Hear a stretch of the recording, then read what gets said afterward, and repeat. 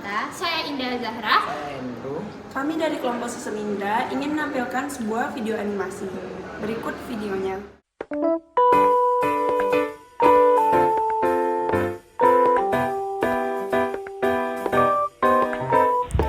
Halo semua, jadi kita akan masuk ke video pembelajaran tentang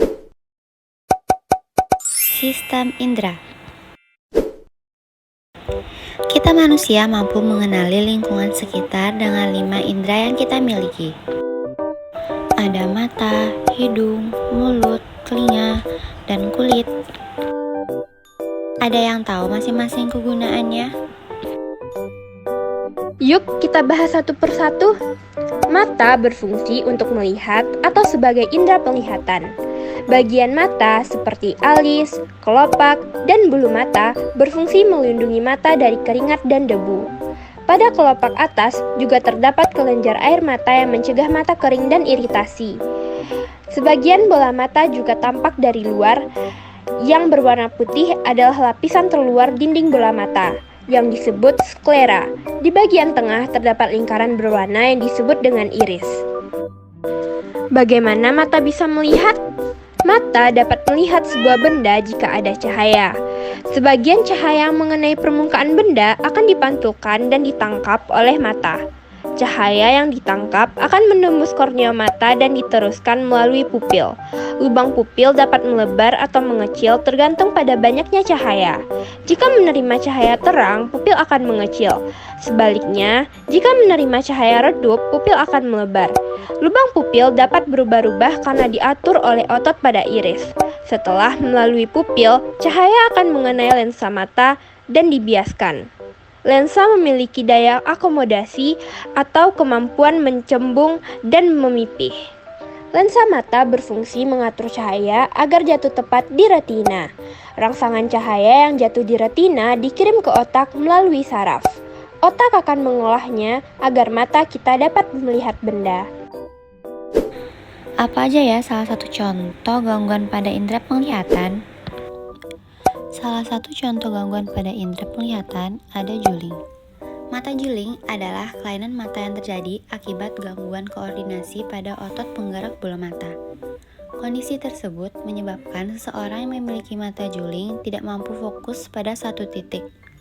Misalnya, mata kanan melihat ke arah depan, sementara mata kiri melihat ke atas. Yang kedua ada buta warna. Buta warna terjadi ketika reseptor cahaya di retina mengalami perubahan, terutama sel kerucut, di mana sel-sel kerucut mata tidak mampu menangkap suatu spektrum warna tertentu yang disebabkan oleh faktor genetis.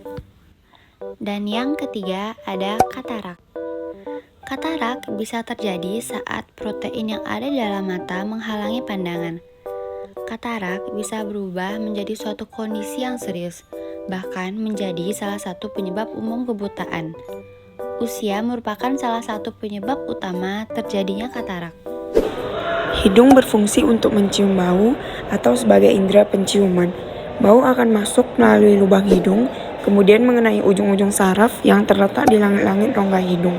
Rangsangan bau akan dikirim ke otak untuk diolah agar hidung kita dapat mencium bau. Gangguan pada indera penciuman. Yang pertama, hiposmia. Hiposmia adalah indera penciuman kurang mampu mencium bau. Hiposmia umumnya disebabkan karena penurunan fungsi saraf pada hidung. Tapi ini juga bisa karena masalah medis lainnya yang perlu diwaspadai. Yang kedua ada anosmia. Nah, kalau anosmia ini sama sekali tidak dapat mencium bau akibat polip, pilek, atau tumor. Dan yang ketiga ada sinusitis. Sinusitis adalah radang tulang tenggorokan di sekitar hidung yang berongga dan berisi udara. Penyebab sinusitis adalah alergi atau infeksi mikroba, seperti bakteri dan virus, yang terjadi di sekitar rongga kecil tersebut. Karena itu, sinus akan memproduksi lendir dalam jumlah yang sangat banyak, sehingga mengakibatkan penyumbatan. Telinga berfungsi untuk mendengar bunyi atau sebagai indera pendengaran. Gelombang bunyi ditangkap oleh daun telinga dan masuk ke lubang telinga serta saluran telinga. Gelombang kemudian menyebabkan getaran pada gendang telinga. Getaran kemudian diteruskan ke 3 tulang pendengaran, yaitu tulang martil, landasan, dan sanggurdi. Getaran dari tulang pendengaran akan diteruskan ke cairan di dalam koklea. Getaran cairan koklea akan merangsang ujung-ujung saraf pendengaran. Rangsangan bunyi kemudian dikirim ke otak agar telinga dapat mendengar bunyi. Tekanan di dalam dan luar telinga dijaga agar tetap seimbang oleh saluran Eustachius. Saluran Eustachius biasanya tertutup dan hanya terbuka saat kita menguap, mengunyah, dan menelan makanan. Gangguan pada indera pendengar. Yang pertama, tunarungu atau tuli, ketidakmampuan mendengar suara. Dan yang kedua, furunkulosis. Furunkulosis adalah munculnya bisul pada liang telinga. Dan yang ketiga ada mastoiditis. Mastoiditis adalah infeksi yang menyebabkan sel tulang mastoid berongga. Kulit berfungsi sebagai indera peraba. Seluruh tubuh kita dilapisi oleh kulit. Kulit dapat mendeteksi adanya rangsangan panas, dingin, tekanan, dan sentuhan.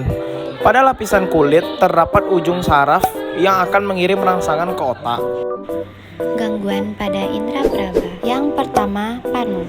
Penyebab panu adalah adanya pertumbuhan atau perkembangbiakan jamur secara cepat dan tidak terkendali pada permukaan kulit. Yang kedua, kurap.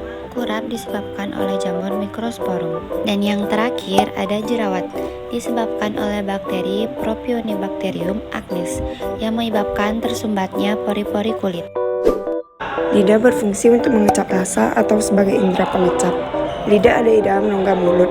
Pada permukaan lidah, terdapat tonjolan-tonjolan yang disebut papila. Setiap satu papila memiliki kumpulan kuncup pengecap. Di dalam kuncup pengecap, terdapat ujung-ujung saraf yang dapat menerima rangsangan rasa makanan. Rangsangan tersebut kemudian dikirim ke otak. Gangguan pada indera pengecap. Yang pertama ada sariawan lidah, yaitu disebabkan jamur Candida albicans. Yang kedua ada kanker lidah yang disebabkan oleh merokok, konsumsi alkohol, dan obat-obatan berlebihan. Dan yang ketiga ada mikloglosi, ukuran lidah dan papila yang lebih kecil daripada normal. Nah, jadi itu dia video animasi tentang sistem indera. Jangan lupa like, comment, dan subscribe. Bye-bye!